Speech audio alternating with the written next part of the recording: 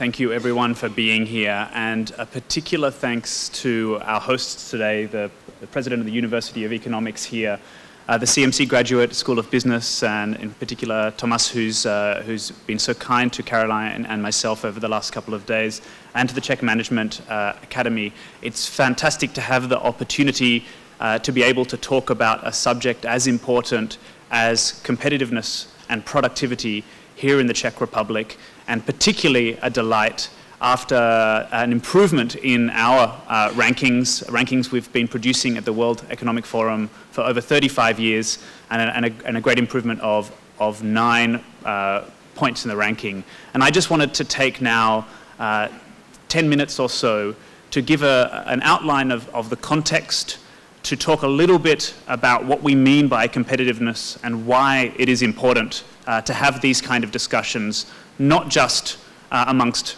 management professionals, not just amongst economists, but also with representatives of the government, with academia and the pipeline of skills and talent in an economy, and with private companies and really the heart of economic activity, which is in the private sector. As I said, as Roman introduced, I have my colleague Caroline Galvan with me here today to give you a bit of an insight into our roles. I have the privilege of being the head of Europe, which means I look across all of the World Economic Forum's engagement across this region.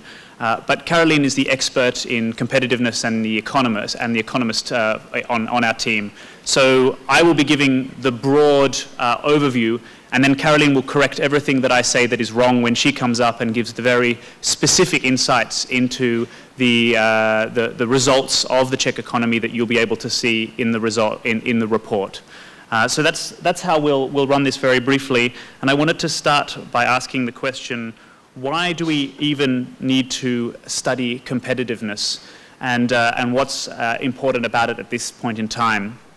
As the Deputy Minister pointed out, we are here in Europe at a point of inflection, coming out of a difficult time in terms of economic growth, employment, and overall demand, obviously caused by numerous international and local factors.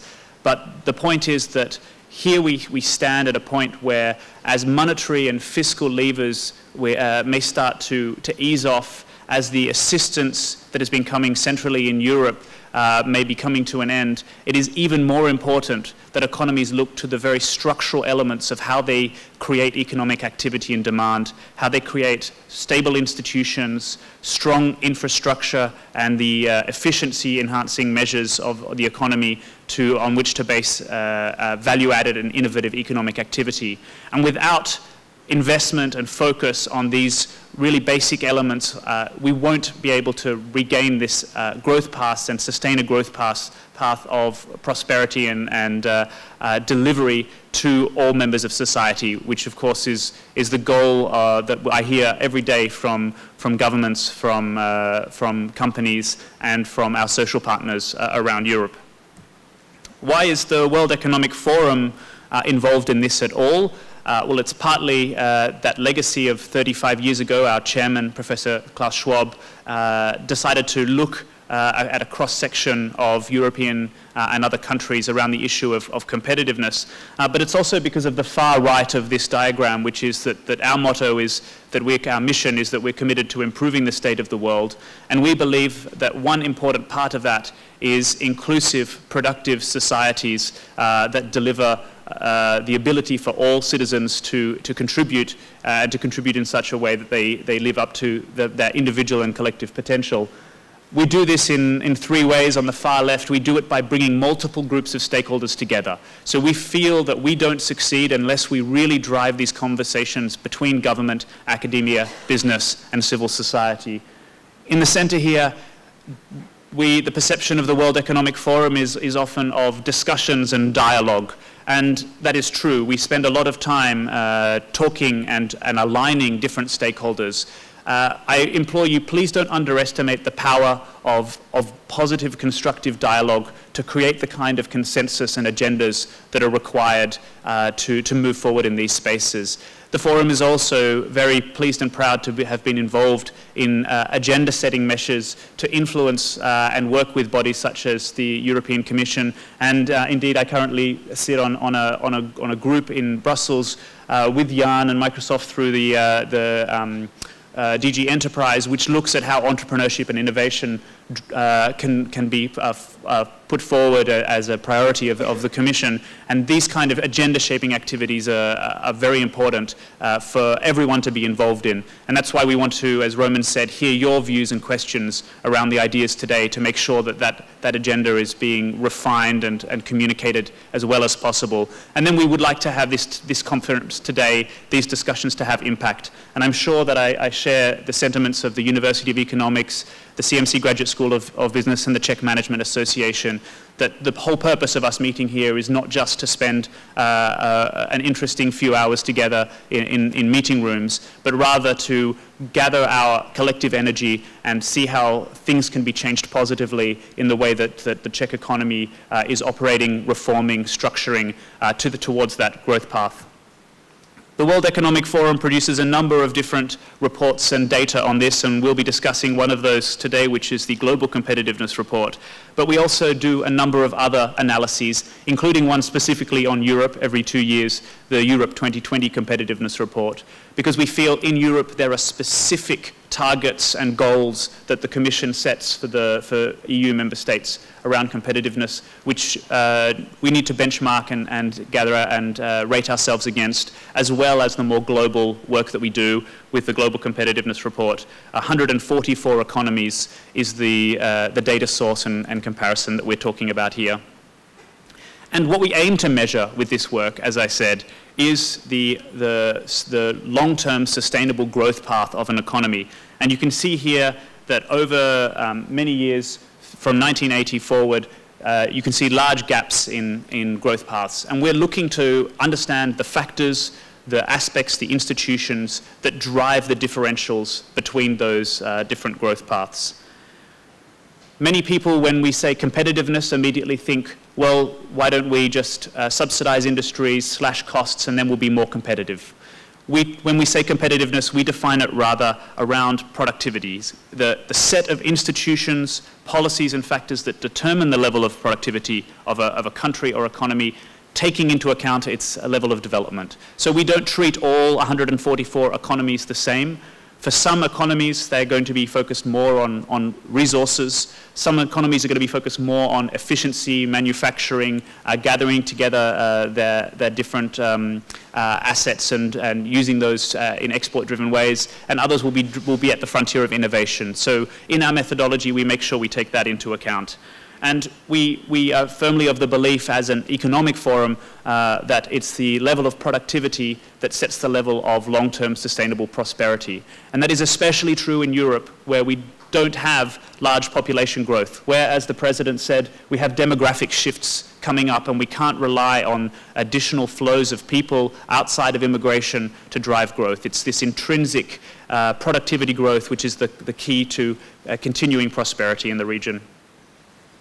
This shows a little bit of a heat map where the more blue it is, the better it is, the more yellow it is, the worse it is. But it just shows you a little bit the distribution of rankings and scores around the world in the most recent report, which was launched at the beginning of this month. And you can see that there's a lot of blue in the top left in terms of the US and Canada, but very heavily concentrated in Europe in particular.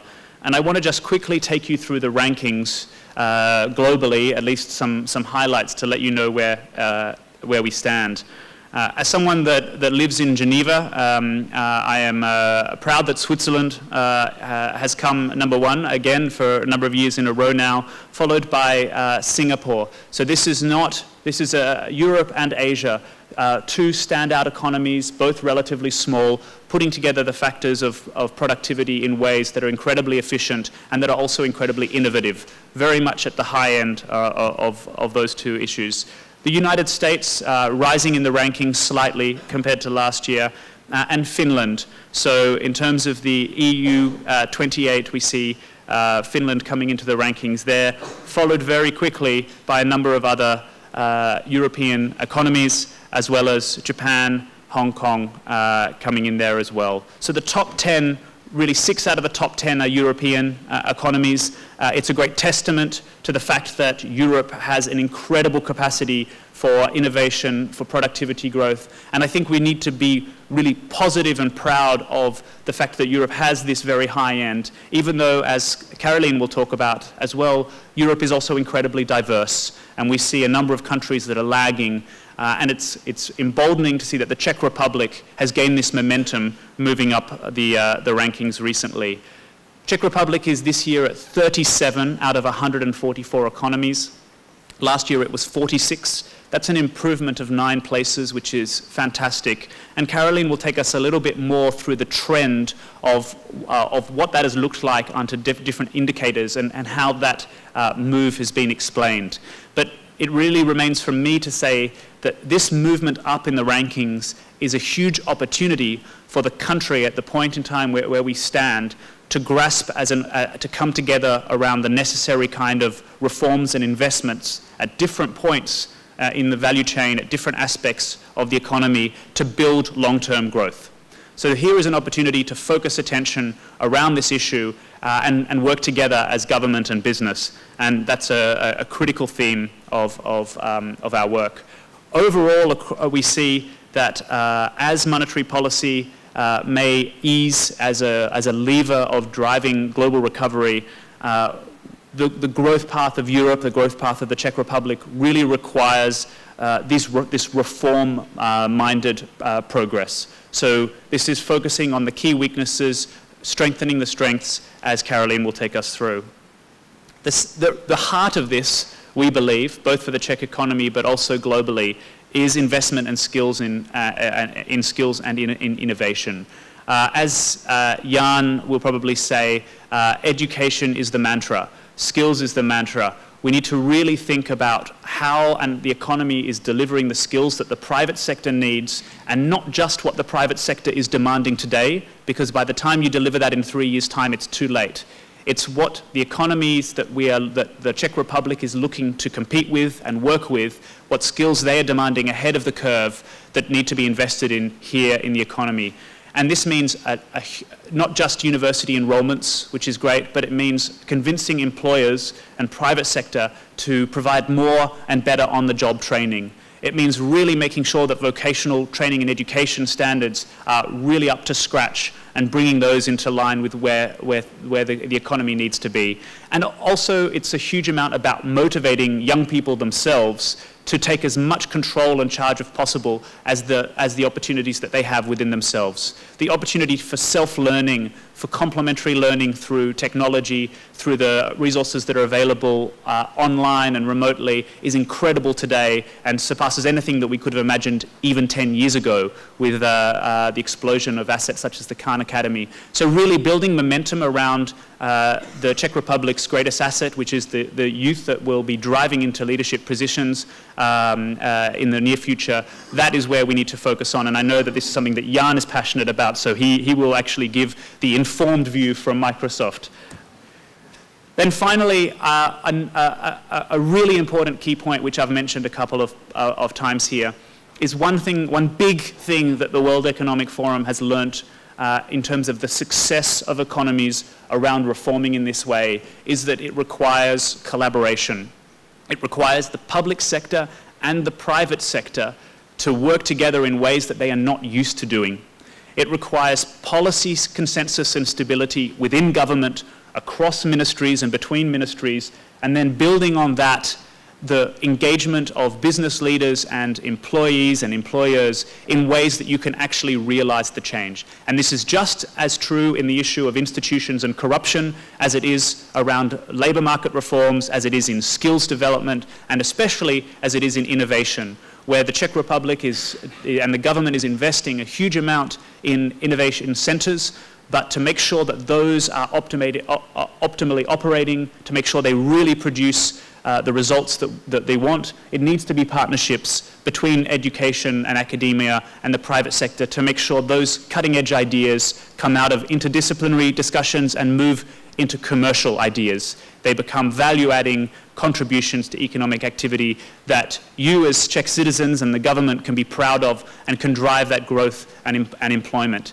And I think, just to sum up before I hand over to Caroline to talk about the details, we stand at a really important point here in the country, an important opportunity to focus the discussion on productivity and competitiveness. And as the World Economic Forum, we're not just happy, but delighted to be invited here by our research partners who do so much to provide this data, by the university and the government and others to speak, in order to facilitate that conversation and provide any and all the data that we have that can help you and the economy at large succeed in this long-term path to prosperity that we all hope to see.